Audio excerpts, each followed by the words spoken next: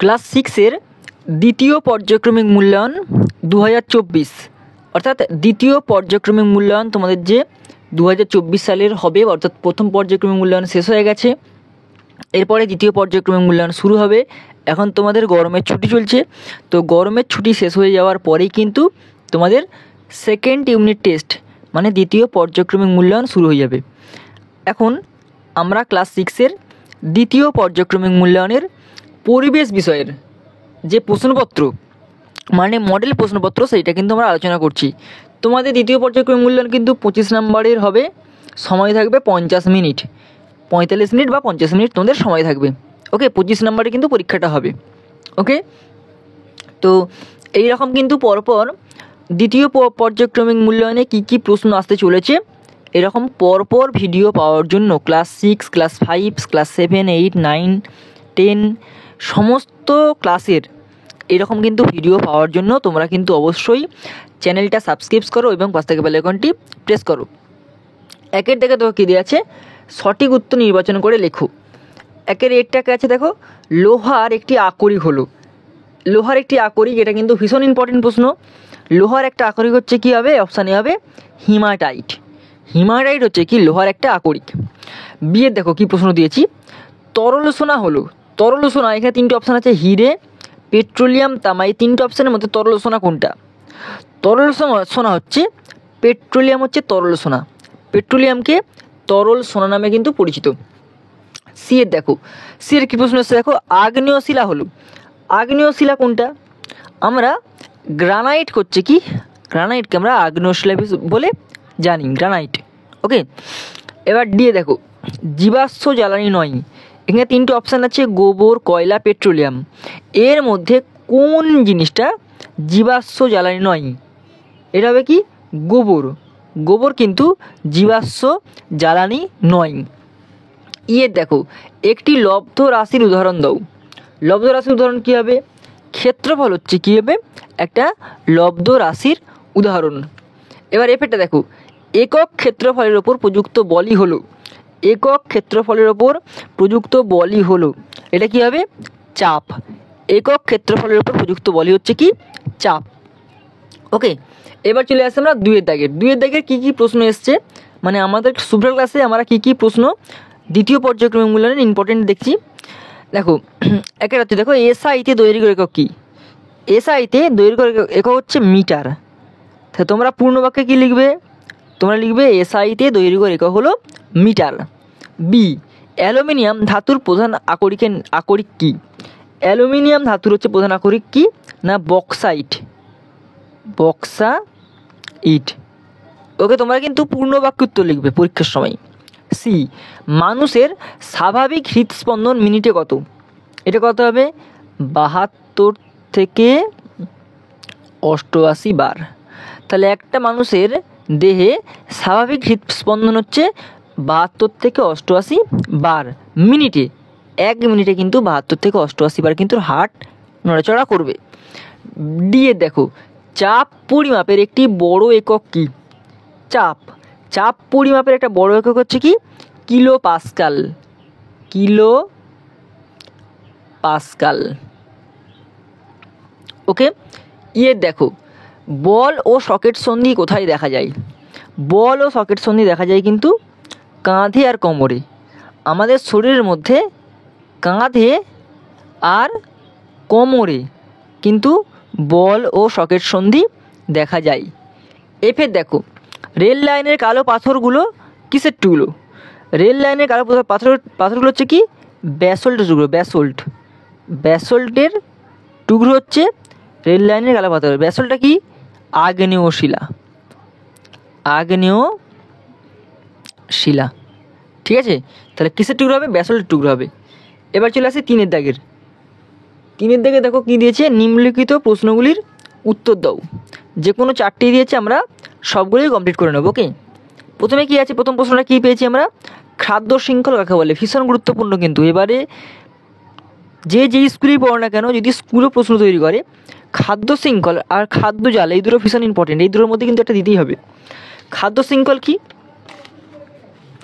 দেখো, যে পদ্ধতিতে সূর্য থেকে প্রাপ্ত শক্তি উৎপাদক থেকে পর্যায়ক্রমিক খাদ্য খাদক সম্পর্কের মাধ্যমে বিভিন্ন প্রাণীগোষ্ঠীর মধ্যে প্রবাহিত হয়ে শক্তি প্রবাহের ধারাবাহিকতা বজায় রাখে তাকে খাদ্য শৃঙ্খল বলবো। ঠিক আছে, তাহলে যে পদ্ধতিতে সূর্য থেকে প্রাপ্ত শক্তি, সূর্য থেকে একটা শক্তি পাচ্ছি, সূর্য থেকে আমরা আলো শক্তি পাচ্ছি, তাপ শক্তি পাচ্ছি, সেই শক্তিটা কিন্তু প্রথমে উৎপাদক মানে সবুজ উদ্ভিদ নিচ্ছে এবং পর্যায়ক্রমিক খাদ্য খাদকের মধ্যে বিভিন্ন প্রাণীগোষ্ঠীর মধ্যে প্রবাহিত হচ্ছে, শক্তি প্রবাহের ধারাবাহিকতা বজায় রাখছে, তাকে আমরা কী বলবো? খাদ্য শৃঙ্খল বলবো। আমরা একটা উদাহরণ দেখা দিয়েছি, সবুজ উদ্ভিদ মানে উৎপাদক, খাদ্য শক্তিটা পাচ্ছে কাকে? ঘাস ফড়িং, মানে ঘাস ফড়িং সবুজ উদ্ভিদ খাই, সবুজ উদ্ভিদ যখনই খাচ্ছে সে কিন্তু খাদ্য শক্তি পেয়ে যাচ্ছে। ঘাস ফড়িং কি? প্রথম সারির খাদক। ঘাস ফড়িং কে খাই? ব্যাঙ খাই, ব্যাঙ হচ্ছে গৌণ খাদক, যখনই ঘাস ফড়িং খাচ্ছে সেই খাদ্য শক্তি কিন্তু পেয়ে যাচ্ছে। ব্যাঙকে কে খাচ্ছে? সাপ খায় ব্যাঙকে, সাপ কী খাদক? প্রগৌণ খাদক, এর সঙ্গে কী পাচ্ছে? খাদ্য শক্তি কিন্তু পেয়ে যাচ্ছে। আবার সাপকে কে খাচ্ছে? সাপ খায় ময়ূর, ময়ূর হচ্ছে কি? সর্বোচ্চ খাদক, এটা হচ্ছে কী পাচ্ছে? খাদ্য শক্তি পেয়ে যাচ্ছে। এটা কি? তৃণভোজীর খাদ্য শৃঙ্খল। এই যে আমি উদাহরণটা দিয়েছি, এটা হচ্ছে কি? তৃণভোজীর খাদ্য শৃঙ্খল। ওকে, এবার চলে আসো বিয়েরটা, বার্নৌলির নীতি লেখো। ভীষণ গুরুত্বপূর্ণ প্রশ্ন, বার্নৌলির নীতি। এটা কী হবে? দেখো, যে স্থানে কোনো গতিশীল গ্যাস বা তরল শ্রেণী বেগ নিয়ে চলে সেই স্থানে ওই গতিশীল গ্যাস বা তরলের চাপ কম হয়, এটি হচ্ছে বার্নৌলির নীতি। তাহলে যে স্থানে কোনো গতিশীল গ্যাস বা তরল বেশি বেগ নিয়ে চলে সেই স্থানে ওই গতিশীল গ্যাস বা তরলের চাপ কম হয়, এটা কি? বার্নৌলির একটা নীতি। এবার চলে আসো পরিবর্তিত শিলা কাকে বলে। সি এর প্রশ্নটা, পরিবর্তিত শিলা কাকে বলে? দেখো এটা কী হবে, দেখো ভূপৃষ্ঠের বিভিন্ন শিলা যেমন আগ্নেয় শিলা বা পাললিক শিলা ভূগর্ভের প্রচণ্ড গরমে আর চাপে বদলে যায় বা রাসায়নিকভাবে পরিবর্তিত হয়, এই রকমভাবে যে শিলার উৎপত্তি হয় তাকে পরিবর্তিত শিলা বলে। যেমন গ্রানাইট শিলা পরিবর্তিত হয়ে নিজ শিলায় তৈরি হয়, তাহলে গ্রানাইট শিলা পরিবর্তিত হয়ে কী হয়? নিজ শিলা পরিবর্তিত হয়, একে আমরা কী বলবো? পরিবর্তিত শিলা। শিলা কাকে বলে পরিবর্তিত দিয়ে দিলাম, উদাহরণ দিয়ে দিলাম।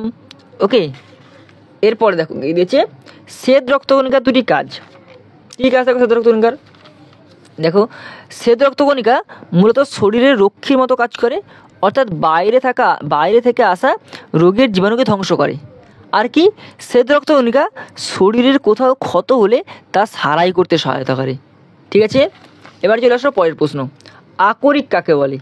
আকরিক কাকে বলে? দেখো, আকরিক হচ্ছে যে বিশেষ প্রকার খনিজ থেকে কোনো ধাতুকে সহজে এবং কম খরচে নিষ্কাশন করা যায় তাকে ওই ধাতুর আকরিক বলে।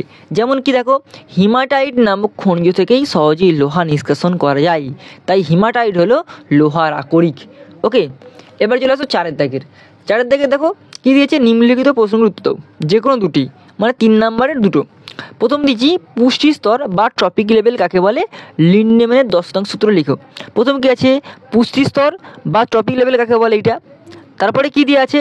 লিন্ডেম্যানের 10% সূত্র লেখো। দেখো, পুষ্টি স্তর বা ট্রপিক লেভেল কি? দেখো, খাদ্য পিরামিডের এক একটি ধাপকে বলা হয় পুষ্টি স্তর বা ট্রপিক লেভেল, এটা বলে দিলাম। এবারে ঠিক নিচে দেখো লেখা আছে লিন্ডেম্যানের 10% সূত্র, এটা দিয়ে আছে। আর এর সঙ্গে সঙ্গে দেখো নিচের ব্যাখ্যা দিয়ে আছে, তোমরা যদি পারো একটু স্ক্রিনশট নিয়ে রাখতে পারো বা ভিডিওটা পজ করে তোমরা একটু খাতায় নোট করে নিতে পারো। ওকে, এবার দেখো বিয়েটা দেখো, রক্তে 3 ধরনের কণিকার একটি করে কাজ উল্লেখ করো। ওকে, দেখো লোহিত রক্তকণিকার কাজ কি? লোহিত রক্তকণিকা ফুসফুস থেকে অক্সিজেন গ্রহণ করে শরীরের আনাচে কানাচে প্রায় সব জায়গাতেই পৌঁছে দেয়। এবার চলে আসি শ্বেত রক্তকণিকার কাজ। এটা মূলত শরীরের রক্ষীর মতো কাজ করে, আর শরীরের কথা যদি ক্ষত হয় সেটা সারাই করতে সহায়তা করে। আর অনুযুক্তরা কী হবে? শরীরের গত রক্ত জমাট বেঁধে গেলে সেটা দ্রুত রক্ত পড়া বন্ধ করে দেয়। এবার সিএ দেখো, বলের সংজ্ঞা দাও। সিজিএস ও এসআই পদ্ধতিতে বলের এককের নাম লেখো। দেখো, বাইরে থেকে প্রযুক্ত যে কারণে ফলে স্থির বস্তু সচল হয় বা সচল বস্তু স্থির হয় বা গতিশীল বস্তুর বেগের মান ওই দিক পরিবর্তিত হয়, অথবা কোনো বস্তুর আকৃতি বা আয়তনের পরিবর্তন হয়, সেই কারণেই একে বল বলা হয়। ওকে ওকে, দিয়ে দেখো মানব হৃৎপিণ্ডের লম্বচ্ছেদ চিহ্নিত চিত্র অঙ্কন করো। দেখো এটা হচ্ছে মানব হৃৎপিণ্ডের লম্বচিত্র, সুন্দর একটা ছবি দিয়ে আছে, তোমরা কিন্তু ছবিটা সুন্দর করে তুলে নেবে। ওকে,